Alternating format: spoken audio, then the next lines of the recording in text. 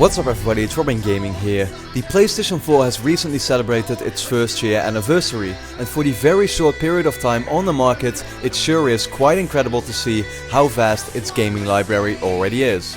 Please understand that the following list of games is all in my own opinion, and that it only contains games released until December of 2014. Honorable mentions go out to Pixel Junk Shooter Ultimate, Rogue Legacy, Minecraft and Velocity 2X, but with that being said, I hope you enjoy my top 25 PS4 games.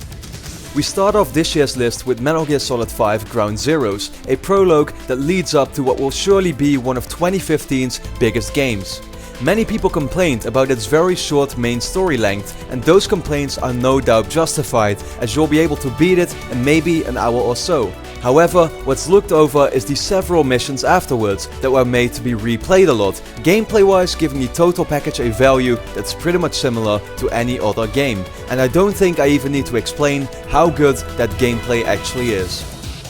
Outlast is one of the first games that came free with PlayStation Plus, and that's awesome because it's a very cool experience. If you're not a fan of horror games, then you'll have an absolutely terrible time playing this alone, like I did, but on the other hand, if you are, then trust me, turn the lights out, put your headset on its loudest settings and enjoy the ride. I have yet to find a gamer who has not played Trials before, whether on PC or other platforms, but nonetheless it's good to see one finally appear on PlayStation as well, being Trials Fusion. To me, this is not necessarily a game I would play for hours on end, but after your daily dose of AAA experiences, it is always great to sit back and relax with super addictive, challenging, but most importantly, very fun gameplay. From the creator of the original Resident Evil series comes The Evil Within, a game that places you in the shoes of Sebastian Castellanos, who awakes in a gruesome world where everything has gone to hell. What follows is a roller coaster ride that has you on the edge of your seat while uncovering more and more about what's going on. Though the game itself, and especially its graphics, can't exactly be considered next gen, there is no doubt in my mind that if you're looking for that true comeback of survival horror, The Evil Within is what you seek. Wolfenstein: The New Order is a first-person shooter that surprised everyone who tried it.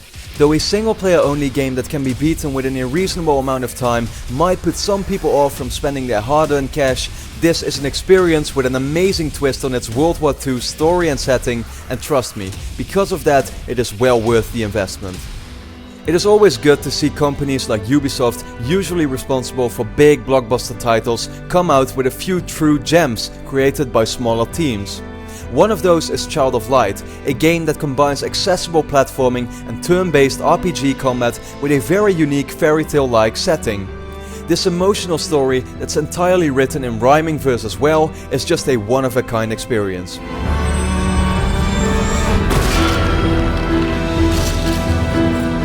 Destiny was hands down one of the most anticipated games of this year, coming from Bungie, of course known for creating the Halo universe, but now finally making games for PlayStation as well.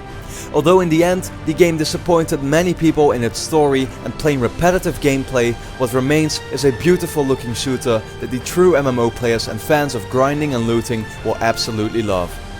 While I just talked about the first Ubisoft gem that came out in the form of Child of Light, it is now time to discuss the other one, and that's Valiant Hearts. Once again, the graphical style makes this so that it can be compared to an actual interactive comic book.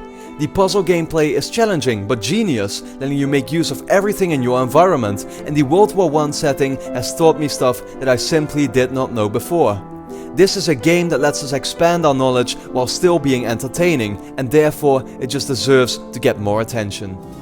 Killzone Shadowfall was one of the few exclusive games released on the launch of the PS4, attempting to draw more people into its series even when they had not played any of the previous ones yet.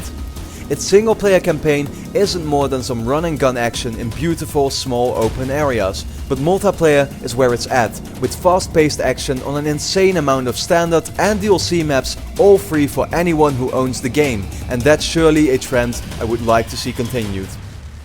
Where AC Unity promised to be the first true next-gen Assassin's Creed, what we ultimately got was a game full of bugs running at a frame rate that feels more like 3 gens back. Therefore, it is no wonder that many gamers overlooked how good the game itself actually is. Fortunately, now that all problems have been fixed, we can finally see what remains, being everything you know from the series, but just on such a bigger scale that it's quite mind-blowing. The Call of Duty series hasn't been what it was for me ever since the Modern Warfare 2 days, but Advanced Warfare may have been the first game that got me back into the series. Single player is nothing new, an explosion-filled campaign and some very nice CGI cutscenes, but the multiplayer is great fun, letting us use the exosuit that cranks its speed up to 11 to make for some highly addictive online matches.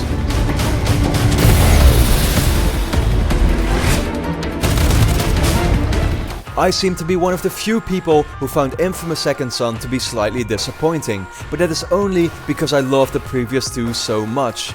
The game can be fully completed within a weekend, has some very repetitive side missions, and story-wise definitely isn't up to par to its predecessors. Still, this is a series that is all about gameplay, and in that aspect it shines in all its smoke, neon and video colors. Far Cry 4 takes the formula that made the third game so successful and puts it into the country of Karat, a mixture of some of my favorite areas like Nepal, Tibet and India. This is its strong and its weak side. Have you not played any of the previous entries yet, then you'll have tons of fun taking over outposts, climbing up bell towers and riding elephants. But at the same time, if you have played a Far Cry game before, this might just feel a little too familiar to guarantee a purchase. Play, create and share is the motto that the Little Big Planet series has stuck to for a while now, and the third game in the series is no exception to that. Sackboy has found 3 new companions that all bring their own fresh gameplay elements, and users have been given even more tools to create millions of new levels for you to play. This is a platformer with an infinite amount of value, and for that it clearly deserves the praise. I hadn't expected Blizzard to come out on the PlayStation 4 announcement event to reveal a partnership with Sony that involved bringing their games to consoles.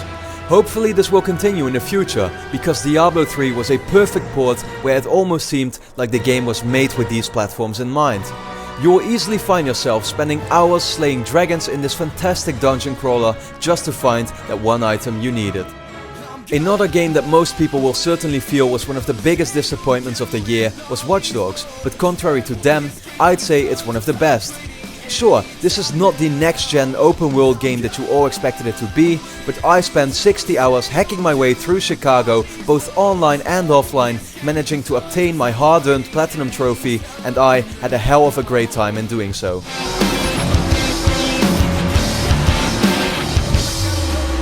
Resogun must have been the game I underestimated the most, as I would have never expected a free PlayStation Plus game on launch to make it to my top 10 1 year later. Anyone who plays it will understand why it's so good.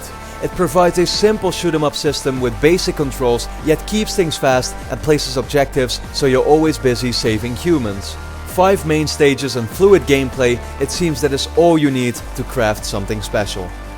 I had gotten so tired of the Assassin's Creed series that I wouldn't have even tried Black Flag had it not been one of the few big launch games on PS4. In the end, I am so happy I did, as it truly served as the comeback of the franchise for me. The pirate setting is amazing, the music is totally fitting, and even the ship combat combined with shanties and beautiful island views is what made this an experience that I'll always remember. Being a huge fan of Uncharted, I went into Tomb Raider the Definitive Edition with high expectations. Luckily, I was not disappointed, as Lara Croft's latest adventure had me exploring ancient tombs using my bow to take out enemies stealthily, or going all out guns blazing when I got spotted. Now the plot might not have been very deep, but the total package surely served its purpose for action-adventure fans like me. Grand Theft Auto 5 must have been the biggest game to have come out last generation, as its numbers of sold copies are absolutely through the roof. But even for those 2 people who have not played the game yet, Rockstar made an improved version, and they were nice enough to include a first-person mode that makes this game feel entirely different. Look, it's very simple. If you are a fan of open world games and have not played GTA 5 yet, this is a no-brainer. Lord of the Rings has been a huge part of my childhood, so when I played the first Dragon Age in 2009, I was amazed by how I finally got to play a giant RPG in a similar tone and setting. 5 years later, and Dragon Age Inquisition takes BioWare's approach to a new level, with giant open areas, deep conversations to be had, and an awesome story that serves as a true sequel to Origins, because yeah, this made me totally forget Dragon Age 2 ever existed.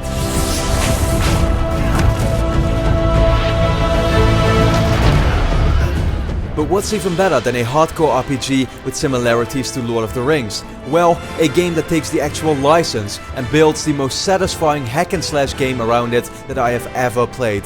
Shadow of Mordor was the biggest surprise of the year, combining Batman Arkham style combat with Assassin's Creed stealth and an open world full of content. The Nemesis system makes you truly care about your enemies, and beheading a war chief gives you what is probably the most satisfying feeling you could ever imagine.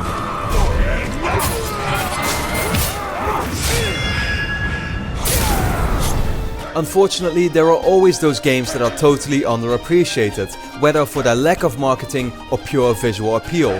Rayman Legends is the perfect example of this. Providing you with a vast amount of content, a stunning presentation, super fluid gameplay and music levels that are the most amazing thing ever, this is the closest you will ever get to a Mario game on your PS4. But honestly, it's even better than that.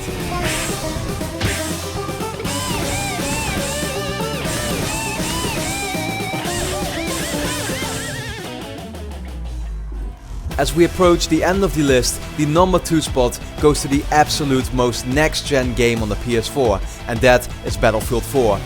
Epic scale warfare with 64 soldiers on foot, driving tanks or flying in helicopters on maps 500 times the size of your typical multiplayer arena, and combine that with its beautiful graphics and silky smooth 60 frames per second. If you need a game to show your friends what the PS4 is capable of, then here it is. Battlefield 4 is a must-have.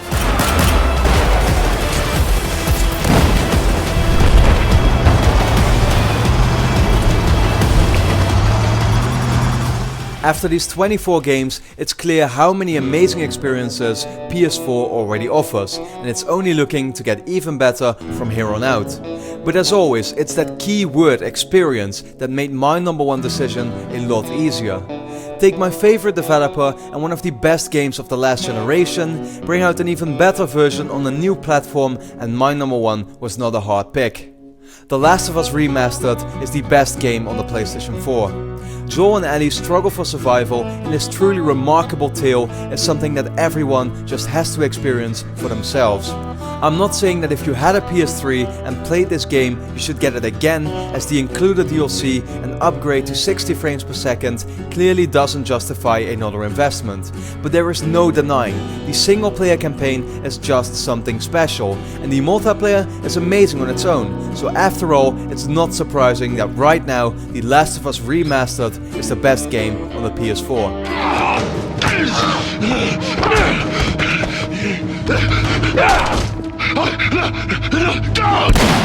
Thanks a lot for watching my top 25 PS4 games. Please take in mind that this list only represented my personal opinion, so let me know in the comments which games would make it to your list. For even more, make sure to check out my PlayStation 3 and Vita lists, as well as my top 10 upcoming PS4 games for 2015. And for everything gaming, stay tuned to my channel at youtube.com/robingaming. With that being said, I hope you enjoyed the video, so thanks a lot for watching, and I hope to see you again next time.